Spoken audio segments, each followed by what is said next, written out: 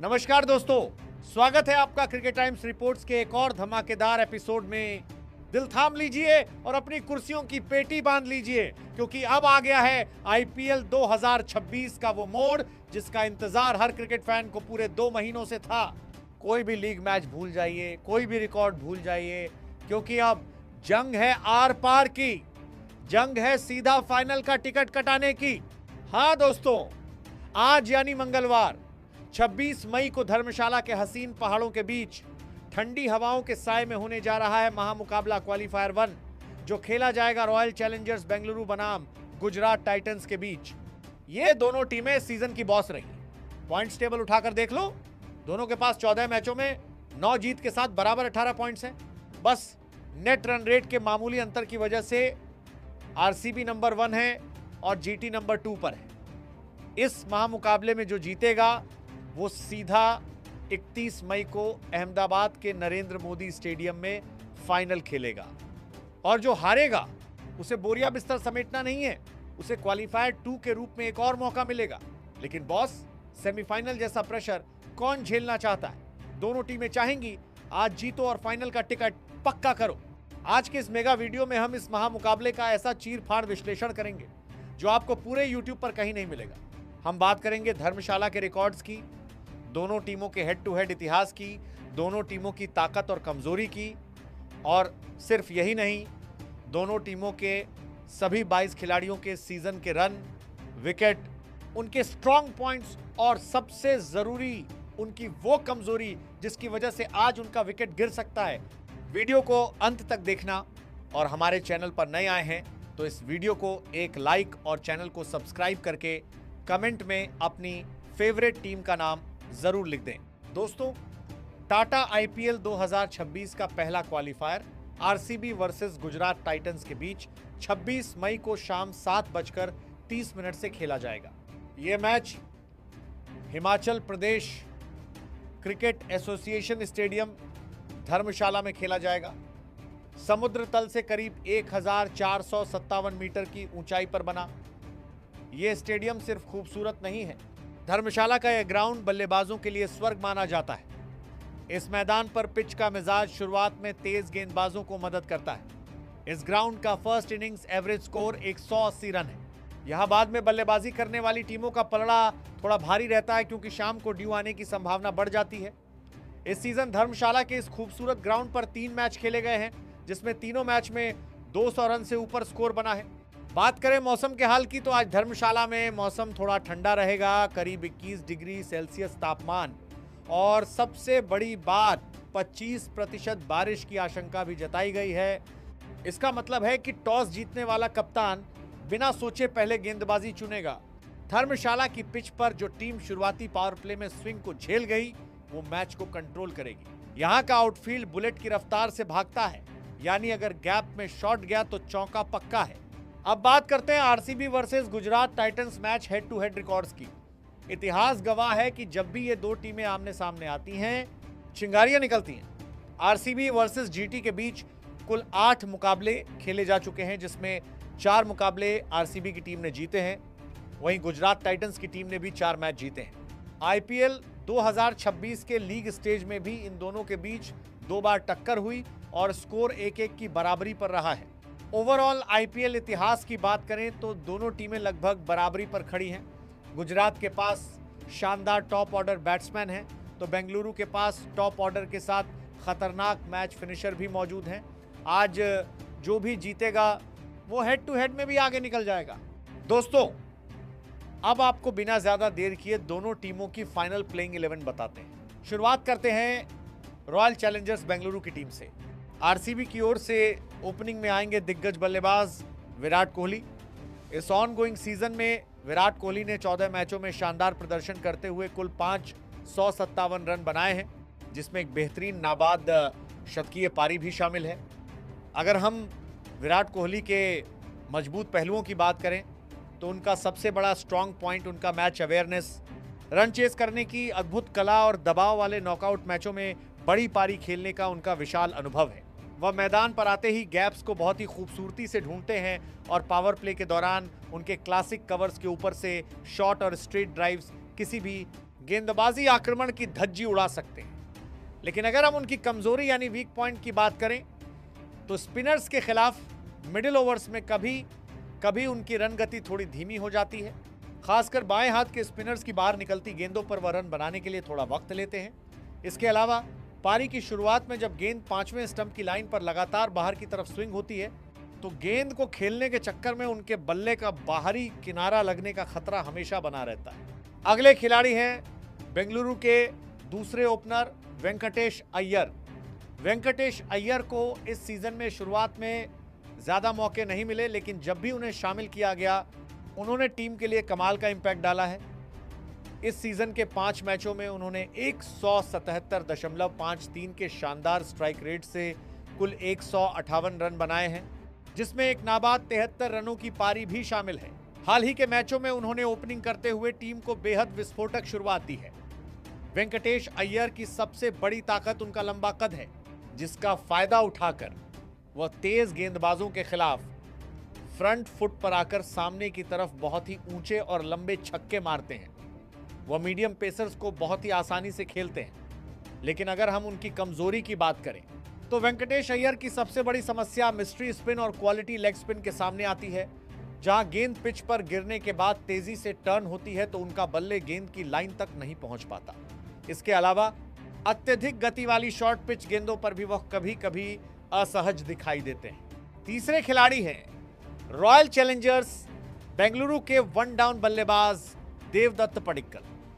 इस चल रहे सीजन में देवदत्त पडिक्कल ने अपनी टीम के लिए वन डाउन पोजीशन को बखूबी संभाला है और 14 मैचों में कुल 433 रन बनाए हैं। पडिक्कल का सबसे मजबूत पक्ष उनकी ग्रेसफुल टाइमिंग और पावर प्ले के बाद भी फील्ड पाबंदियों का फायदा उठाकर गैप्स में रन बटोरना है। बाएं हाथ का बल्लेबाज होने के कारण उनके पास ऑफ साइड में कट शॉट और ऑन साइड में फ्लिक करने की एक स्वाभाविक टाइमिंग है। वो स्पिनर्स खिलाफ भी कदमों का अच्छा इस्तेमाल करते हैं। हालांकि अगर हम उनकी कमजोरी की बात करें तो देवदत्त पडिक्कल एक्सप्रेस पेस यानी 145 किलोमीटर प्रति घंटे से ऊपर की गति के सामने थोड़ा असहज दिखाई देते हैं। खासकर जब गेंदबाज उनके शरीर को निशाना बनाकर आक्रामक और सटीक शॉर्ट पिच गेंदें फेंकता है तो वह पुल शॉट खेलने के चक्कर में अक्सर अपना विकेट बाउंड्री पर गंवा बैठते हैं। चौथे खिलाड़ी हैं रॉयल चैलेंजर्स बेंगलुरु के कप्तान और मिडिल ऑर्डर के बल्लेबाज रजत पाटीदार। इस पूरे सीजन में रजत पाटीदार ने अपनी कप्तानी के साथ साथ बल्ले से भी महत्वपूर्ण योगदान दिया है और 13 मैचों में कुल 393 रन बनाए हैं। रजत पाटीदार का सबसे बड़ा स्ट्रांग पॉइंट स्पिन गेंदबाजी के खिलाफ उनका अविश्वसनीय फुटवर्क और मिडिल ओवर्स में लंबे छक्के लगाने की उनकी क्षमता है। वह स्पिनर्स को क्रीज की गहराई से और आगे बढ़कर दोनों ही तरीकों से बहुत ही आसानी से खेलते हैं, जिससे टीम का रन रेट कभी कम नहीं होता। एक कप्तान के तौर पर दबाव को सोखना उनकी बहुत बड़ी ताकत है, लेकिन उनके कमजोर पहलू पर नजर डालें तो पारी की बिल्कुल शुरुआत में जब गेंदबाज नई गेंद से दोनों तरफ स्विंग करा रहा होता है तब रजत पाटीदार का डिफेंस थोड़ा कमजोर दिखता है। अंदर आती हुई तेज इन स्विंग गेंदों पर वह कई बार चकमा खा जाते हैं। बाउंसर बॉल पर भी थोड़े असहज दिखते हैं। पांचवें खिलाड़ी हैं बेंगलुरु के मुख्य विदेशी फिनिशर टिम डेविड। इस सीजन में टिम डेविड ने टीम के लिए लोअर मिडिल ऑर्डर में बल्लेबाजी करते हुए 14 मैचों में कुल 277 रन बनाए हैं, जिसमें उनका स्ट्राइक रेट बेहद आक्रामक रहा है। टिम डेविड की सबसे बड़ी ताकत उनकी गजब की शारीरिक शक्ति और दुनिया के किसी भी मैदान को छोटा साबित करने की उनकी पावर हिटिंग क्षमता है। वह तेज गेंदबाजों की फुल लेंथ गेंदों को बहुत ही आसानी से स्टैंड्स में भेजते हैं, मगर उनकी कमजोरी भी बिल्कुल साफ है। जब चतुर गेंदबाज उनके खिलाफ लगातार वाइड यॉर्कर डालता है या शरीर से दूर ऑफ स्टंप की गाइडलाइन पर स्लोअर डिलीवरी फेंकता है तो टिम डेविड को बड़े शॉट्स मारने के लिए पूरी ताकत नहीं मिल पाती और वो रन बनाने के लिए तरस जाते हैं। छठे खिलाड़ी हैं इंग्लैंड के विस्फोटक विकेटकीपर बल्लेबाज जॉर्डन कॉक्स, जिन्हें जितेश शर्मा के खराब फॉर्म के बाद आरसीबी ने मिडिल ऑर्डर और विकेट कीपिंग को मजबूती देने के लिए प्लेइंग 11 में शामिल किया है। जॉर्डन कॉक्स की सबसे बड़ी ताकत उनकी आक्रामक शैली और स्पिन तथा पेस दोनों के खिलाफ मैदान के चारों तरफ इनोवेटिव शॉट्स खेलने की कला है। वह शॉर्ट फॉर्मेट में तेजी से रन बनाने के लिए जाने जाते हैं और मिडिल ओवर्स में स्ट्राइक रोटेट करने में माहिर हैं। लेकिन अगर हम उनकी कमजोरी की बात करें तो भारतीय उपमहाद्वीप की टर्निंग पिचों पर बहुत ज्यादा टर्न होने वाली गेंदों के खिलाफ उनका डिफेंस थोड़ा संघर्ष करता हुआ दिखता है। इसके अलावा नॉकआउट जैसे बड़े मैचों का कम अनुभव होने के कारण गुजरात के गेंदबाज उन्हें शुरुआत में अपनी गति और वेरिएशन से फंसाने की कोशिश करेंगे। सातवें खिलाड़ी हैं अनुभवी ऑलराउंडर कृणाल पांड्या। कृणाल पांड्या ने इस सीजन में सूझबूझ भरा खेल दिखाते हुए बल्ले से 182 रन बनाए हैं और गेंदबाजी में उन्होंने कुल 11 विकेट अपने नाम किए हैं। कृणाल पांड्या की सबसे बड़ी ताकत उनका सालों का आईपीएल अनुभव और मैच की परिस्थिति को बहुत जल्दी पढ़ लेना है।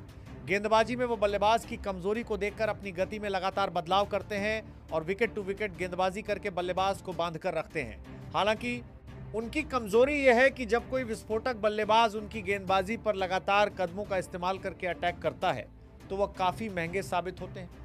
आठवें खिलाड़ी हैं ऑस्ट्रेलिया के दिग्गज तेज गेंदबाज जोश हेजलवुड।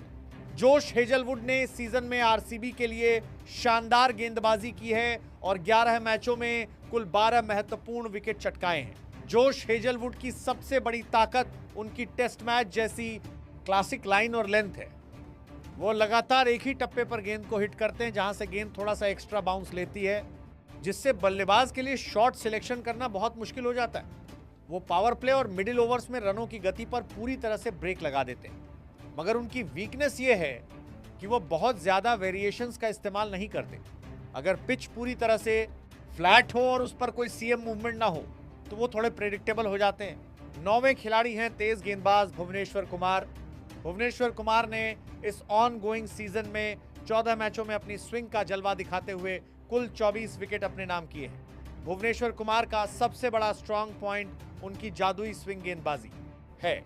वह नई गेंद को पिच के दोनों तरफ इतनी सटीकता से स्विंग कराते हैं कि दुनिया का बड़े से बड़ा बल्लेबाज भी उनके सामने डिफेंस करने पर मजबूर हो जाता है। पावर प्ले में शुरुआती विकेट चटकाना उनकी सबसे बड़ी ताकत है।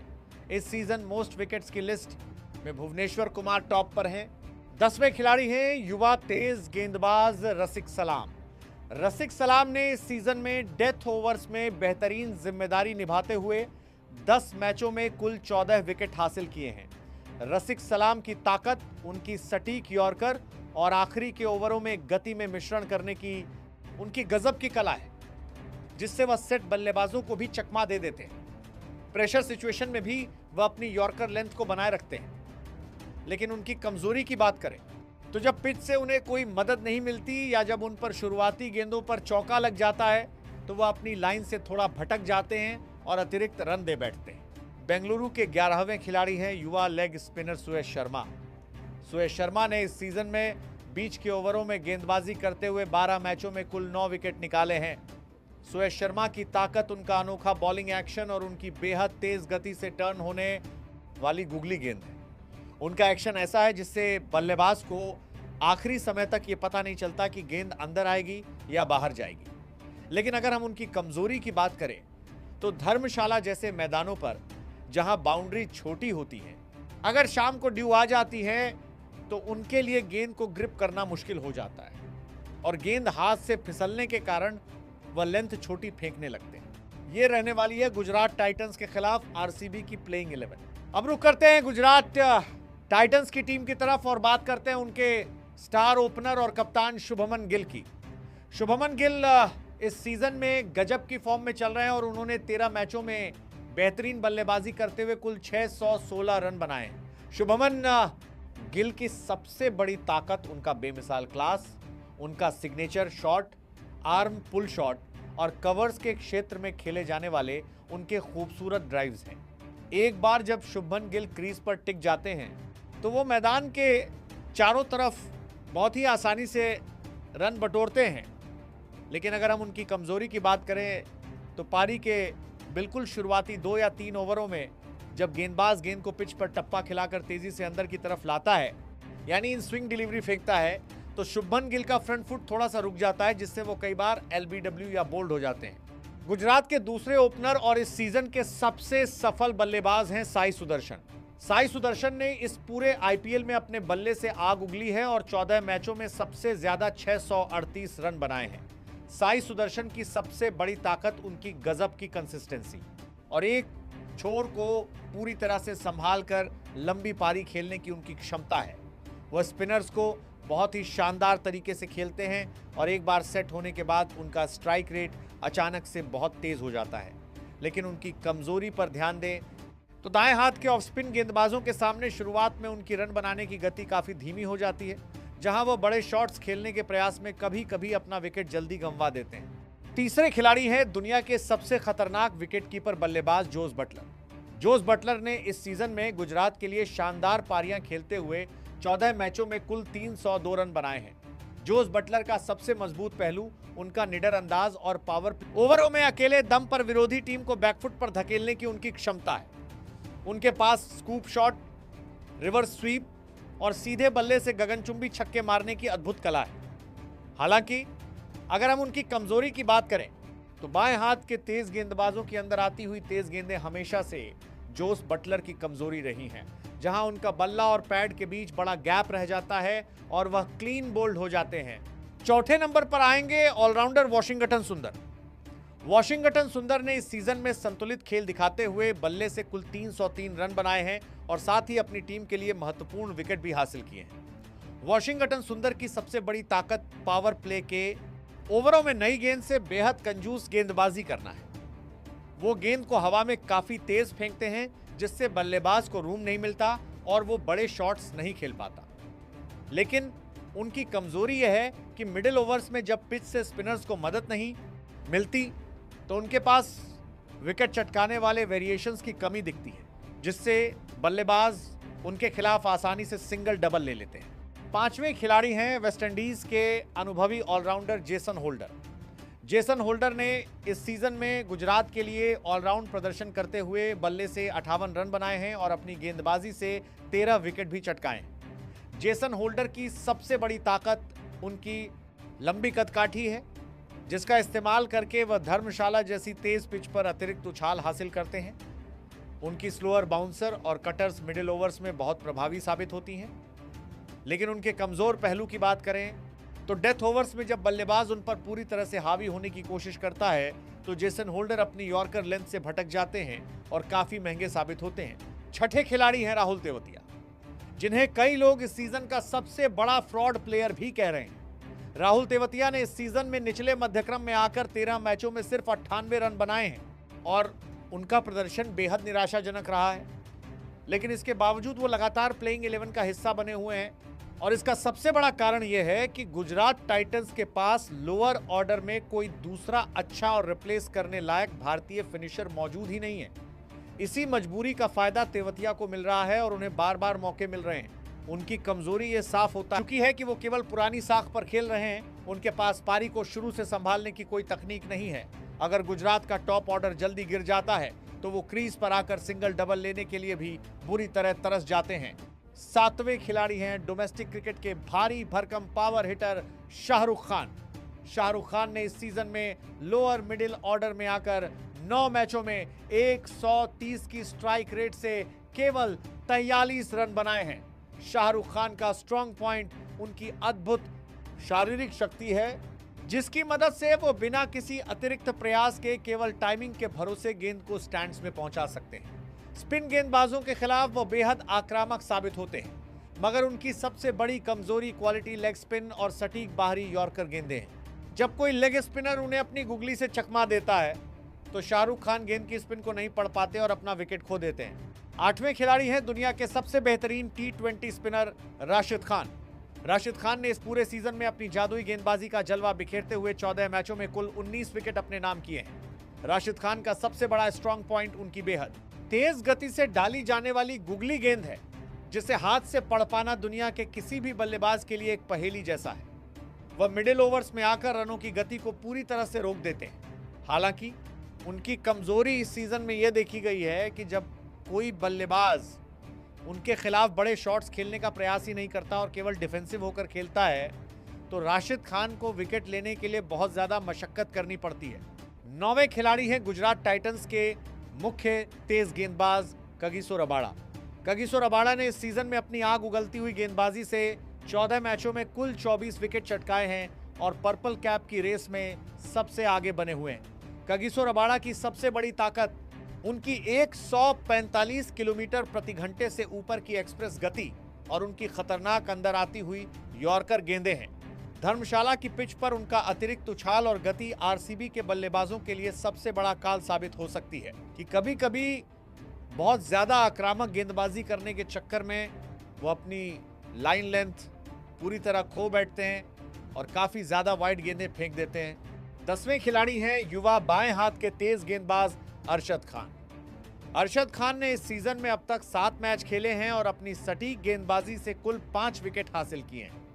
अरशद खान की सबसे बड़ी ताकत उनका लेफ्ट आर्म एंगल है, जिससे गेंद टप्पा खाने के बाद प्राकृतिक रूप से दाएं हाथ के बल्लेबाजों के लिए बाहर की तरफ निकलती है। उनकी इकॉनमी रेट इस पूरे टूर्नामेंट में बहुत ही शानदार रही है। लेकिन अगर हम उनकी कमजोरी की बात करें तो उनके पास बड़े नॉकआउट मैचों का अनुभव नहीं है। प्लेऑफ जैसे हाई प्रेशर मैच में आरसीबी के सीनियर बल्लेबाज शुरुआत में ही उन पर बड़ा अटैक करके दबाव बना सकते हैं। गुजरात टाइटंस के 11वें खिलाड़ी हैं अनुभवी और चतुर बाएं हाथ के स्पिनर साई किशोर लगता है। साई किशोर की सबसे बड़ी ताकत उनका लंबा कद और अपनी कलाई के इस्तेमाल से गेंद को हवा में ड्रिफ्ट कराने की अद्भुत कला है।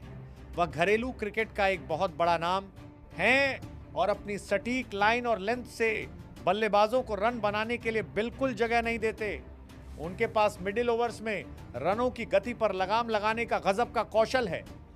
लेकिन अगर उनकी कमजोरी की बात करें तो धर्मशाला जैसे छोटे बाउंड्री वाले मैदान पर यदि बल्लेबाज उनके खिलाफ क्रीज से बाहर निकलकर सीधे बल्ले से अटैक करता है तो वो थोड़े दबाव में आ जाते हैं। इसके अलावा पारी के आखिरी डेथ ओवर्स में जब बल्लेबाज पूरी ताकत से हिटिंग करता है तो साई किशोर की गेंदों पर रन पड़ने का रिस्क काफी बढ़ जाता है। तो दोस्तों, ये था दोनों ही टीमों के सभी खिलाड़ियों का विश्लेषण। हर खिलाड़ी के पास अपनी ताकत है और हर खिलाड़ी की अपनी एक कमजोरी भी है। अब देखना यह होगा कि आज धर्मशाला के इस ऐतिहासिक मैदान पर कौन सा खिलाड़ी अपने दबाव को बेहतर तरीके से संभालता है और अपनी कमजोरी को पीछे छोड़कर अपनी टीम को सीधा आईपीएल 2026 के फाइनल में ले जाता है।